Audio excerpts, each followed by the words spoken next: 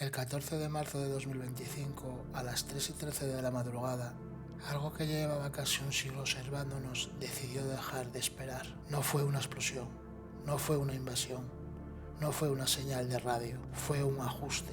Durante exactamente 13 segundos, la ionosfera terrestre se comportó como si la Tierra ya no fuera nuestra.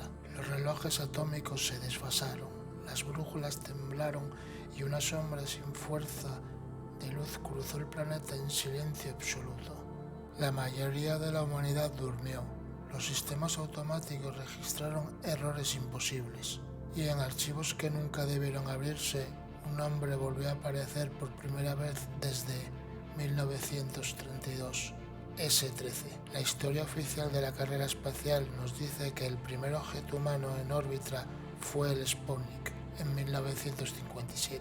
Esto no es una conspiración, es la razón por la que la NASA ha dejado de mirar las estrellas para vigilar el cielo profundo. Si este vídeo desaparece, ya sabes por qué. Quédate porque lo que ocurrió el 14 de marzo cambiará tu realidad para siempre. La historia oficial de la carrera espacial nos dice que el primer objeto humano en órbita fue el Sputnik en 1957. Es una mentira diseñada para mantener la calma. En los archivos más profundos de la inteligencia militar, bajo el nombre clave Proyecto Vigilante, existe una serie de placas fotográficas tomadas por astrónomos aficionados en 1932 que muestran algo imposible: un objeto geométrico perfecto de dimensiones masivas orbitando la Tierra a una altitud de 500 kilómetros. Este objeto, bautizado como S-13 o el intruso de 13 caras, presentaba características inexplicables. No emitía señales, no reflejaba el radar, mantenía una órbita polar que ningún cohete de la época podría haber alcanzado. Durante casi un siglo, el S-13 fue un fantasma en el radar, un recordatorio silencioso de que no somos los primeros,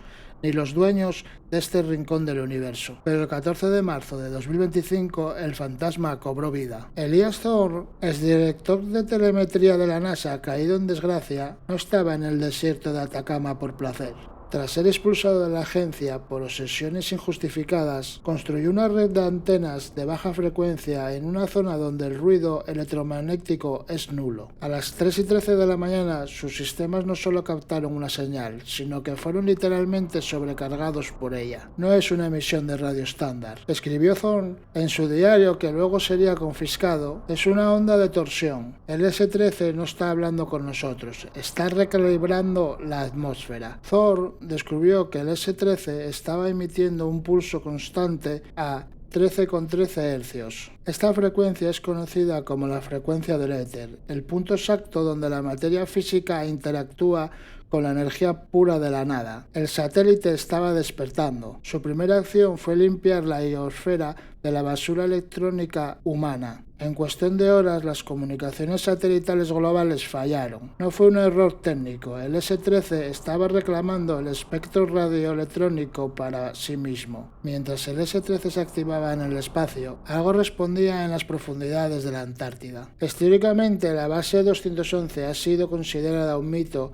de la posguerra en las cuevas de Nueva Suabia. Sin embargo, los datos de Thorne revelaron la verdad. No era una construcción humana, sino un complejo arqueológico de una civilización anterior. ¿Qué es esa pirámide? No es una piedra, es un proceso biológico, cultivado, con tecnología de frecuencia. Una montaña inteligente que esperaba esta señal desde antes del hombre. Los gobiernos lo sabían y guardaron silencio. Bajo 3 kilómetros de hielo, un generador de antimateria despertó en sincronía con el satélite. El intercambio de datos era bidireccional. El S-13 estaba descargando instrucciones en la base. La temperatura subió de -40 a 25 grados en solo 20 minutos. El hielo no se derritió, se sublimó, pasó directamente a vapor. Apareció una estructura piramidal de obsidiana, brillando en azul cobalto. El S-13 es la llave, afirmó un informante anónimo de la estación Amundsen Scott, y la base 211 es la cerradura. El gran despertar ha comenzado y no hay nada que los gobiernos puedan hacer para detenerlo. Para mayo de 2025, el S-13 ya no necesitaba ocultarse. Su estructura se expandió mediante un proceso de crecimiento molecular, utilizando el polvo cósmico y basura espacial para construir anillos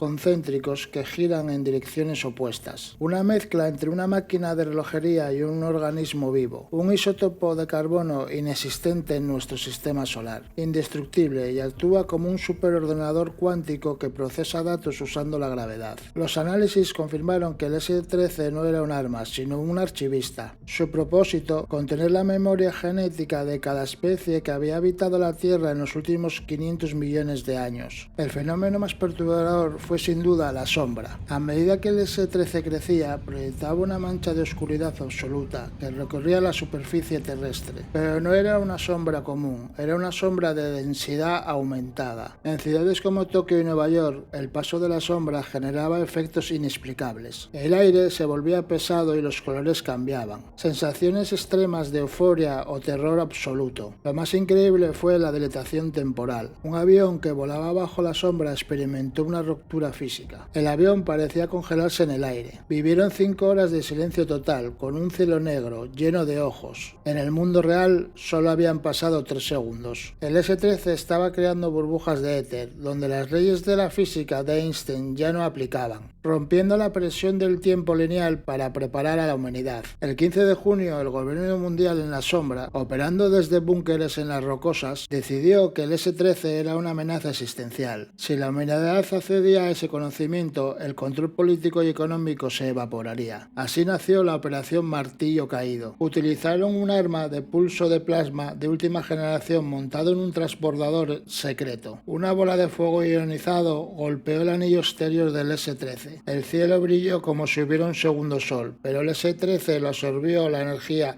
y la usó para completar su expansión final. La respuesta del satélite fue inmediata y total. Cada pantalla en el planeta, teléfonos, televisores y vallas se encendieron simultáneamente. Códigos geométricos que desbloqueaban áreas dormidas del cerebro. El 80% de la población cayó en un sueño profundo de 12 horas. Al despertar, la gente había olvidado deudas bancarias, nombres de usuario y odios políticos. El sistema de control humano había sido borrado por un antivirus cósmico. Mientras el mundo intentaba comprender su nueva realidad, en el desierto de Gobi ocurrió el último milagro. La ciudad de los espejos, una metrópolis buscada por siglos, emergió de las arenas. No era ruinas, estaba intacta y vibraba a la frecuencia de 13,13 Hz. Esta ciudad era el terminal terrestre del S-13, una columna de luz sólida, de un blanco cegador. Se disparó desde el satélite directamente hacia el corazón de la metrópolis. El pensamiento se convierte en materia física, paredes hechas de luz sólida.